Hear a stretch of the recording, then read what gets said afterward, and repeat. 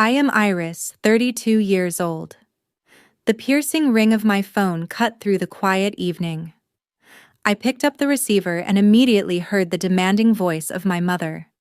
There was no warm greeting or polite conversation. She spoke with pure arrogance, treating me like a bank rather than a daughter. "If you want to attend my 30th wedding anniversary, you'll have to chip in $5,000, she shouted over the phone. She made it clear this was an absolute condition, not a request. Before I could even process her absurd demand, a second voice echoed through the speakerphone. It was my sister Gloria. She always took pleasure in humiliating me to make herself look better. Gloria laughed loudly and mocked me. She can't even afford a hamburger. Her cruel laughter filled the room, highlighting the deep contempt my own family held for me. For years, I had endured their favoritism and toxic behavior. They truly believed I was a struggling failure who would just swallow their insults to keep the peace. This time, however, I did not react with anger. I did not cry, complain, or attempt to explain my financial situation to them. Instead, I stood completely still. I just smiled at the sheer audacity of their words, took a deep breath, and calmly said, "Enjoy it." Then I pressed the end call button. They thought they held all the power, completely unaware that they had just forced my hand. Before I show you exactly how I destroyed their perfect illusion and cut off their secret lifeline, please take a second to hit the subscribe button for revenge mode. You will not want to miss how this story ends. The sound of the disconnected call had barely faded when I immediately pulled my laptop toward me. I opened the browser and typed the web address for my primary bank. I entered my username, typed my password, and authenticated the login through the security application on my phone. The main dashboard materialized on the screen. I intentionally ignored my total balances and investment portfolios. I clicked directly on the Scheduled Automated Transfers menu. A long list of recurring payments appeared on the bright monitor. I scrolled down line by line. Each entry was a quiet monthly transfer of wealth from my account to my family. I saw the $2,500 recurring mortgage transfer. This payment went directly to the bank holding the loan on the house Mom and Dad lived in. I saw the automatic payment set up for their electricity provider, their water services, their home insurance, and their annual property taxes. I had paid for the roof over their heads for 5 long years. I opened another tab to view the credit card statements.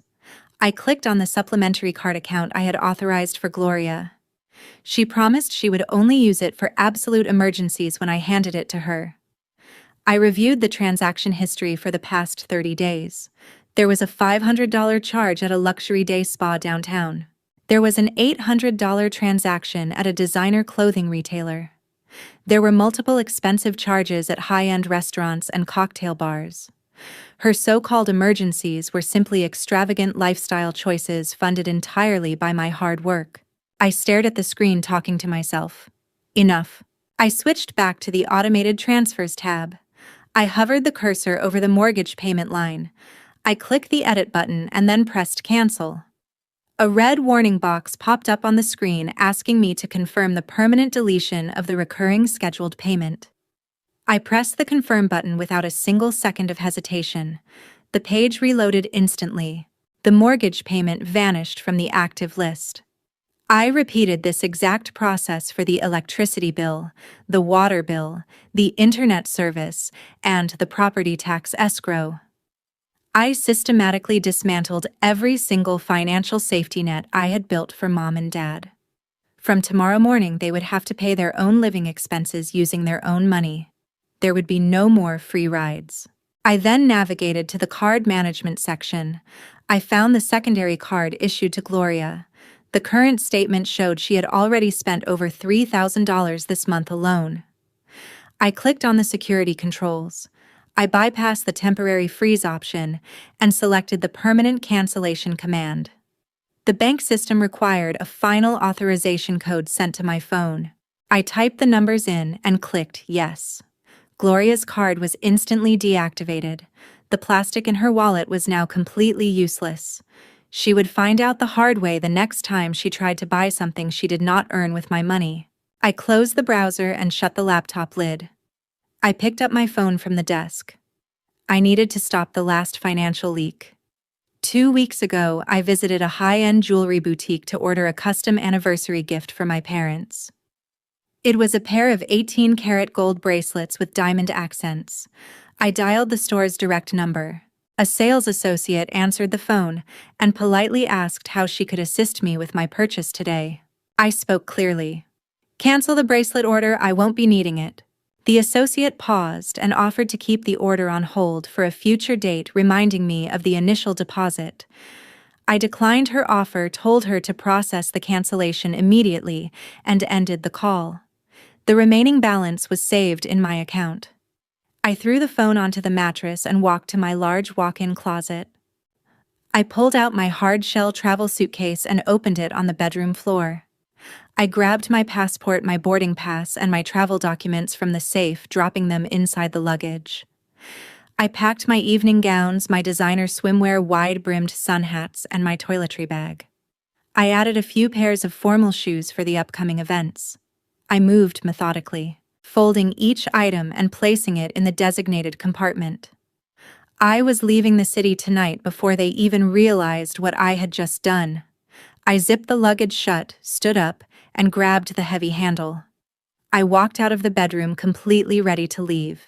The next morning, the salty taste of the ocean breeze rushed into my room as I stepped out onto the deck of the ultra-luxury yacht. I walked over to the glass railing. A waiter in a crisp white uniform handed me a tall flute of champagne. I held the crystal glass up against the background of the endless blue ocean. I took out my phone, snapped a clear photo of the drink and the horizon, and uploaded it to my social media profile. I added a location tag indicating I was currently sailing in international waters. I did not write a long caption. I simply hit the publish button and then switched my device to airplane mode. Back in Miami, my parents and Gloria were busy setting up the living room for the upcoming anniversary party. They were arranging rented chairs and adjusting floral centerpieces. Gloria took a break and scrolled through her feed. She stopped scrolling when my picture appeared on her screen. She zoomed in on the champagne glass and the expansive deck. She shoved the phone toward my parents. Gloria stared at the screen and screamed, "Look at this, is she faking it?" My parents stopped adjusting the furniture and stared at the image. They saw the luxury setting and the unmistakable geotag. The idea that I was spending my own money on an expensive vacation instead of handing it over to them infuriated my mother. She could not accept that I dared to defy her strict orders. Mom angrily ordered, "Call her right now, she needs to explain this." Dad pulled his phone from his pocket and dialed my number. He waited for the ring, but the call went straight to an automated voicemail system. Gloria tried calling me through various internet applications, but the connection failed every single time. Mom grabbed her own device and dialed my number repeatedly. She received the exact same busy signal. They paced around the living room, completely unable to reach me. Despite the initial shock, they convinced themselves that I was just throwing a temporary tantrum. They assumed I would eventually answer their calls and apologize. They decided to ignore my defiance for the moment and focus on the party preparations. They still needed to buy expensive table decorations, imported caviar, and premium alcohol for their guests. My parents and Gloria left the house and drove straight to a premium shopping center downtown. They walked into a high-end boutique that sold luxury home goods and gourmet party supplies. They confidently filled 3 large shopping carts with crystal candle holders, silk napkins, imported cheeses, and several bottles of vintage wine. They pushed the heavy carts toward the checkout counter. A long line of wealthy customers stood behind them. The cashier scanned each item one by one. The total bill amounted to over $2,000. Gloria stepped forward with a smug expression on her face. She opened her designer wallet, pulled out the supplementary credit card I had given her, and handed it to the cashier. She expected the transaction to go through smoothly, just as it always did whenever she wanted to buy something expensive. The cashier inserted the plastic card into the point-of-sale terminal. The machine processed the information for a few seconds before emitting a sharp, negative beep. A red warning message flashed across the digital screen. The cashier pulled the card out and handed it back. The cashier shook her head and said, "I'm sorry, this card has been declined." Gloria snatched the card back, insisting the machine was broken. She demanded the cashier try swiping it again. The cashier complied, but the machine printed out a slip stating the account was permanently closed. Dad pushed Gloria aside and pulled out his primary debit card. He inserted it into the terminal to pay for the groceries. The machine beeped again. His transaction was rejected due to insufficient funds, as I had canceled the automated deposits into that account the night before. Mom frantically dug into her purse and handed over her own credit card. The system rejected it immediately because it was linked to the same drained joint account. The people waiting in line began to whisper and stare at them. My parents and Gloria stood frozen at the register, staring at the declined receipts. They had to leave the carts full of merchandise at the counter and walk out of the store empty-handed. 48 hours later, my phone screen displayed a series of messages from distant relatives. I unlocked the device and tapped on the messaging application. The notification badge showed over 30 unread texts. I opened the first message thread from an aunt living in another state. I read the words on the screen and immediately understood the situation. Mom and Dad had spent the last 2 days actively calling our extended family members. They had constructed a massive lie to explain their sudden inability to fund the grand anniversary party. They told everyone that I was abruptly fired from my corporate job. They claimed I was drowning in heavy financial debt and refusing to answer their calls out of shame. They aggressively pushed this false narrative to save their own face. They painted themselves as the heartbroken victims of a selfish, ungrateful daughter who had abandoned her family right before a major celebration. They used my supposed downfall to cover up the fact that their bank accounts were entirely empty without my money. My aunt sent another text right as I was reading the previous one. The new message popped up at the top of the digital screen. An aunt sent a message asking me, "Your parents said you lost your job and have heavy debts. Are you okay?" I did not feel angry or betrayed. I did not call my parents to argue with them or demand an apology. I did not write a long, emotional paragraph defending my character. I simply tapped the reply button on my aunt's message thread. I replied shortly, "They are lying to you." I locked my phone and walked out of my suite. I headed straight toward the main dining hall of the ultra-luxury yacht. Tonight was the exclusive captain's dinner, an event reserved for the highest-tier guests. I walked through the tall double doors and observed the environment. I pulled my phone back out of my purse and opened the camera application. I switched to the video recording mode and pressed the red button. I walked through the venue, keeping the camera completely steady. I recorded the live classical orchestra playing string instruments on the center stage.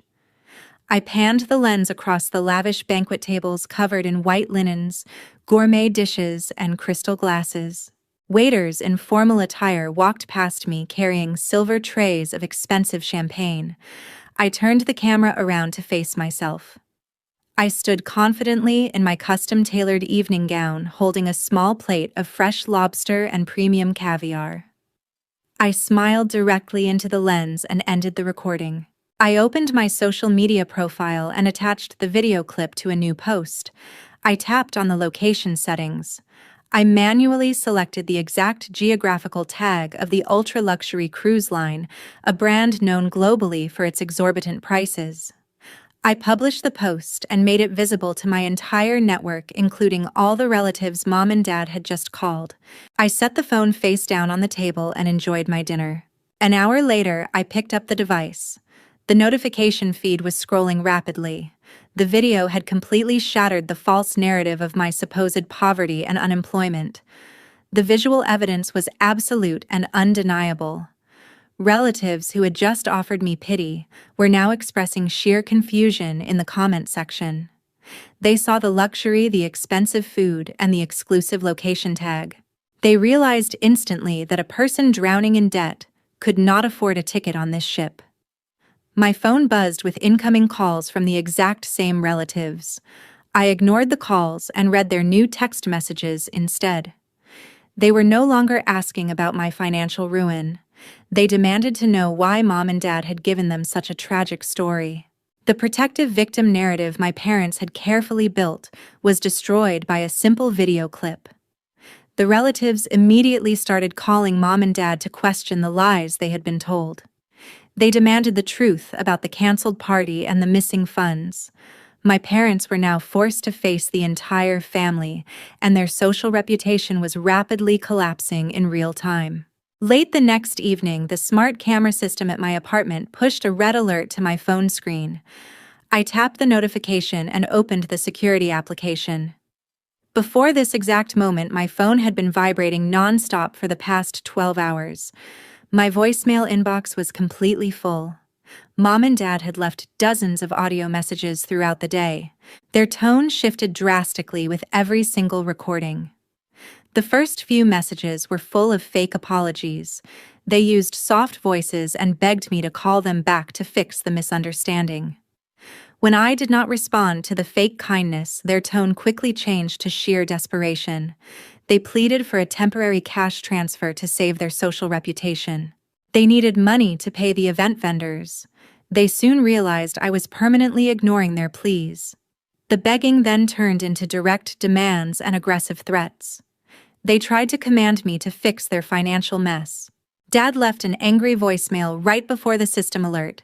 He shouted into the microphone, "Pick up the phone, we need to talk right now." I deleted the voicemails one by one and blocked their phone numbers.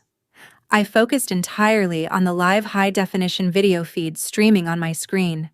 The grand anniversary party was officially canceled. Mom and Dad had absolutely no money to pay the caterers or the venue management. They suffered complete public humiliation in front of our entire extended family and their friends. Driven by pure desperation and intense anger over their lost face, they decided to take matters into their own hands. A dark SUV pulled into the small outdoor parking lot of my modest apartment complex. 4 people stepped out of the vehicle. I recognized Mom, Dad, Gloria, and Preston immediately. They marched aggressively across the asphalt toward the front entrance of my residential building. They bypassed the lobby and walked straight to my ground floor unit. Dad pressed the doorbell repeatedly. The chime echoed loudly through the empty apartment. Mom pounded her fists against the cheap wooden door. They waited for a response. They yelled my name and demanded that I open the door immediately. The apartment remained completely silent. They stepped back and looked at the closed window blinds. They firmly believed I was hiding inside the cramped apartment, refusing to face them. They assumed I was playing some kind of sick game with them. When nobody came to the door, their frustration escalated. They grouped together in the narrow outdoor hallway to discuss their next move. I watched their body language through the camera lens. They were broke, desperate, and completely out of options. They quickly concluded that even if I was not physically present inside the cheap unit, my money definitely was. They knew I managed my finances carefully, despite my modest living conditions. They assumed I kept a large amount of emergency cash or valuable items hidden somewhere in my bedroom. The 4 of them moved away from the front door. They walked cautiously along the narrow side path of the apartment building. They headed straight toward the secluded back patio of my ground floor unit. The small outdoor area was completely dark. The motion sensor floodlight instantly turned on as they stepped onto the concrete patio. The bright light illuminated their faces clearly. Preston walked over to a small plastic storage container near the edge of the patio. He opened the lid and picked up a heavy iron crowbar from my small tool pile. He gripped the metal bar tightly and walked toward the sliding glass door. He hesitated for a brief second. Gloria stood right behind his shoulder. She looked around the empty courtyard area to make sure no neighbors were watching them. She pointed directly at the glass door handle. Standing in front of the glass door, Gloria urged her husband, "Break the glass, she must have cash inside." Preston nodded and raised the heavy iron crowbar above his shoulder. Dad stepped forward and stood next to Preston to block the view from the side street. Preston swung the metal bar forward with all his strength. He struck the center of the glass pane. The reinforced material cracked heavily but did not shatter immediately. He pulled his arm back and hit the exact same spot a second time. The glass finally broke. I sat comfortably in the lounge area of the ultra-luxury yacht thousands of miles away. I simply pinched the screen to zoom in on the live video feed. The sound of shattered glass crunching under their shoes echoed clearly through my phone's speaker. The four of them stepped through the broken frame and entered my modest apartment. They split up in the tight space to cover more ground. Dad and Gloria rushed into my small bedroom. They threw my clothes out of the closet and flipped the mattress off the frame. Mom and Preston stayed in the narrow living area. I watched through the camera feeds as they destroyed my simple living space. They opened every kitchen cabinet and swept the cheap plastic containers onto the floor, hoping to find an envelope of money. They flipped the worn sofa cushions and pulled books off the shelves. They were aggressively hunting for cash reserves or any hidden valuables I might have saved. Preston walked away from the living room and squeezed into the tiny home office. He turned on the standard desk lamp.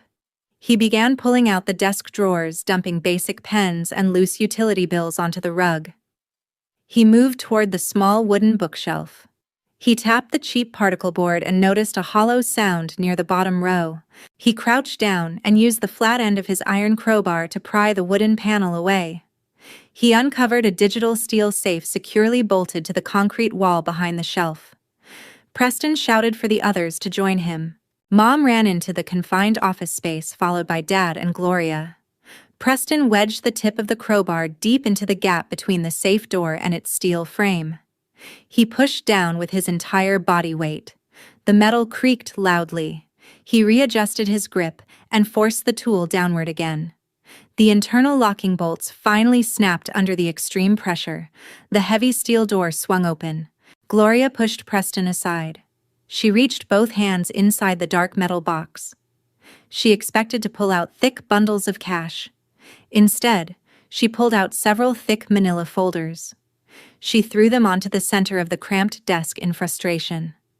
Preston stepped forward and picked up the first folder. He opened the cover and pulled out a stack of official documents. He scanned the top pages.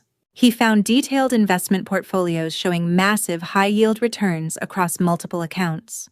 He pulled out another folder containing my official employment contract. He read the front page carefully. The document clearly stated my official corporate title as Chief Financial Officer. It also listed a massive executive compensation package. The cramped room went completely silent.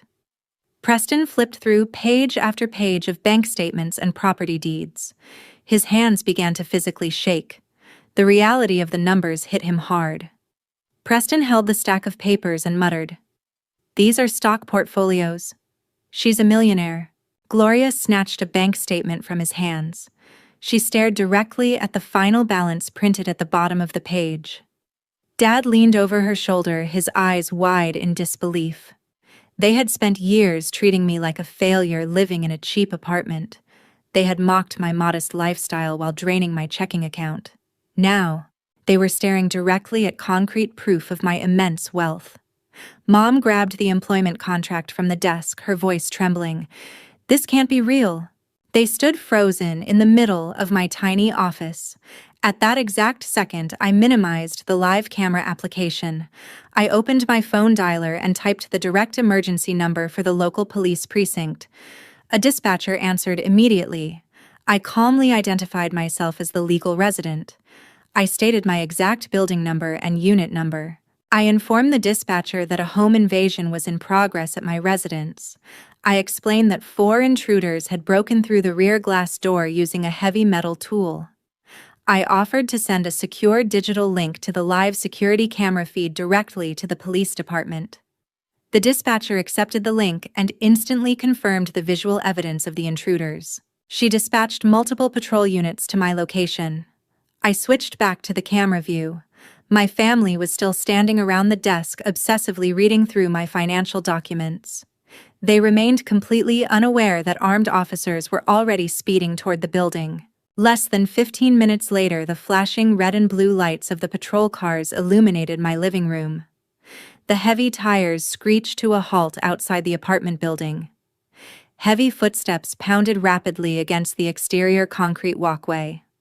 The front door burst open with a massive thud. Officer Hayes and 3 armed patrol officers rushed into the modest apartment. They moved with absolute precision and speed. They aimed their bright tactical flashlights and drawn weapons directly at my family huddled inside the cramped home office. Officer Hayes shouted strict commands, ordering everyone to drop their items, raise their hands, and get down on the floor immediately. Dad instantly dropped the bank statements and raised his trembling hands above his head. Preston hesitated for a single second, his eyes darting around the room while he still gripped the iron crowbar. An officer lunged forward, grabbed Preston by the shoulder, and forced him hard onto the carpet. The officer kicked the crowbar away and pinned Preston face down. Dad dropped to his knees in pure shock before another officer pushed him flat against the floor. The metal handcuffs clicked loudly and tightly around their wrists. Gloria backed away until her shoulders hit the wooden bookshelf. She screamed in absolute panic as a female officer grabbed her arms and twisted them backward. Mom stood completely frozen near the open steel safe. She watched in horror as the officers aggressively took down her husband and son-in-law. An officer grabbed her wrists and pulled them firmly behind her back. Mom started crying and shouting wildly, completely unable to process the sudden police raid. The cramped office was filled with the chaotic sounds of heavy breathing, clicking metal restraints, and frantic screaming.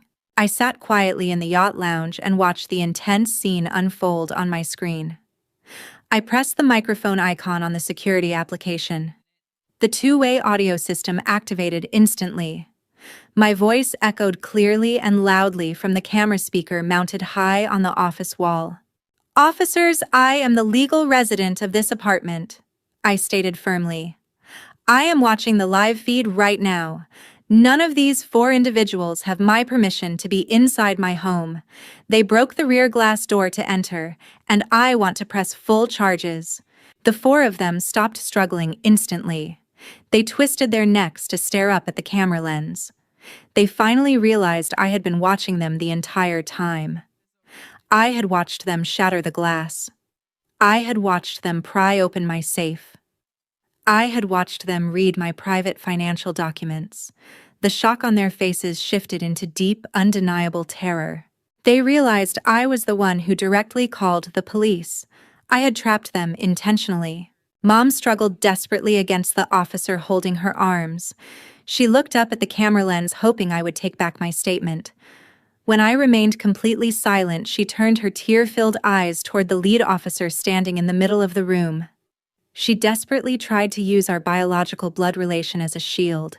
She firmly believed that family ties would somehow invalidate the serious felony they had just committed. She thought the police would treat this as a simple domestic dispute, tell them to go home, and let them walk away without any consequences. Mom cried toward the police, "Officer, we are her family." Officer Hayes did not flinch or show any sympathy. He pulled a clear plastic evidence bag from his belt and secured the iron crowbar inside it. He looked directly at her with a completely stern and uncompromising expression. He understood exactly what kind of crime he was dealing with. He grabbed Mom by the arm and prepared to lead her forcefully out of the apartment. Officer Hayes replied coldly while clicking the handcuffs, "Family doesn't excuse burglary." The officers pulled all 4 of them up from the floor. Officer Hayes began reading them their Miranda rights loudly and clearly. He pushed Dad and Preston toward the narrow hallway. Preston kept looking back at the scattered investment portfolios on the desk, his mind still stuck on my hidden wealth. Gloria sobbed uncontrollably, her makeup running down her cheeks. She complained that the metal cuffs were hurting her wrists, but the female officer ignored her whining and pushed her forward. They marched them out of the home office and into the living room. Officer Hayes instructed his team to collect the scattered financial documents and place them securely back on the desk. He verified the broken glass door at the back of the apartment and documented the forced entry. The officers escorted my family out the front door. The bright red and blue lights flashed aggressively across their faces as they were paraded in front of the building. Several neighbors had stepped out of their units to watch the late-night commotion. Mom tried to hide her face from the onlookers to protect her precious reputation. Dad kept his head down in total defeat. The officers separated them and pushed them into the back seats of different patrol vehicles. The heavy car doors slammed shut, locking them securely inside the metal cages. The engines roared to life and the patrol cars pulled away from the apartment complex, taking them straight to the local precinct for booking and processing. A few months after that chaotic night, I returned to the lawyer's office to finalize the last legal procedures. I sat across from the large wooden desk and reviewed the thick stack of printed documents. The financial reality had finally crashed down on Mom and Dad. Without my automatic monthly transfers, they missed their very first mortgage payment immediately after the canceled anniversary party. They spent weeks trying to secure emergency loans from various local banks and private lenders. Every single application was rejected because their credit scores were heavily damaged by massive outstanding debts. They received their final default notice shortly after the police raid. The bank moved forward with the aggressive legal foreclosure process. Mom and Dad were officially evicted from the property they had lived in for decades. The local sheriff arrived to lock the doors. The bank seized the house to recover the unpaid mortgage balance. They had to pack their remaining belongings into cheap cardboard boxes and move into a tiny, run-down rental unit on the outskirts of the city. Their carefully constructed image of wealth and success disappeared completely into thin air. Gloria and Preston faced severe consequences in the criminal justice system. They were formally charged with breaking and entering property damage and criminal trespassing. To avoid serving actual time inside a state prison, they accepted a strict plea deal from the prosecutor. The judge handed them both suspended sentences, mandated community service, and heavily supervised probation. However, the felony convictions created permanent criminal records for both of them. This legal status triggered immediate background check alerts at their respective workplaces. Preston was terminated from his corporate position the exact same week the court issued the final ruling. Gloria lost her administrative job shortly after the news spread through her office. Every single future job application they submitted would instantly flag their burglary convictions. They destroyed their own careers and professional reputations just to satisfy their blind greed. Gloria could no longer pretend to be the superior, successful sibling online. She was now an unemployed convicted felon struggling to pay basic court fines and legal fees. I picked up the black pen from the desk and signed my name on the final set of legal documents. My lawyer officially filed permanent restraining orders against all four of them. The judge granted the request without hesitation due to the overwhelming video evidence of the violent break-in. The legal boundaries were absolute and non-negotiable. Mom, Dad, Gloria, and Preston were legally prohibited from contacting me through phone calls, emails, social media, or third-party messengers. They were forbidden from approaching my apartment building, my corporate workplace, or any location I visited regularly. Violating this direct court order would result in their immediate arrest and mandatory jail time. I completely severed the relationship right there in the office. I offered zero opportunities for forced family therapy, zero chances for fake apologies, and absolutely zero room for future reconciliation. The toxic connection was cut permanently. I handed the signed papers back to my lawyer and stood up from the chair. I left the lawyer's office, walked through the glass doors, and stepped out into the bright afternoon sunlight. For the first time in my entire life, I experienced absolute, unrestricted freedom. I no longer carried the heavy financial burden of ungrateful relatives. I no longer had to shrink myself to protect their fragile egos or fund their extravagant lifestyles. The events of the past few months taught me a crucial, undeniable truth about personal boundaries. Blood relations do not grant anyone a free pass to exploit abuse or manipulate you. Toxic people will always use the concept of family loyalty to drain your resources and demand your complete submission. True financial and emotional independence is the strongest shield against manipulation. You must protect your peace, secure your finances, and cut off the parasites without any hesitation or guilt. Your primary responsibility is always to yourself. Thank you for tuning in and listening to my story until the very end. Have you ever had to establish a hard boundary with a toxic family member, and how did you finally cut them off? Share your thoughts and personal experiences down in the comments below.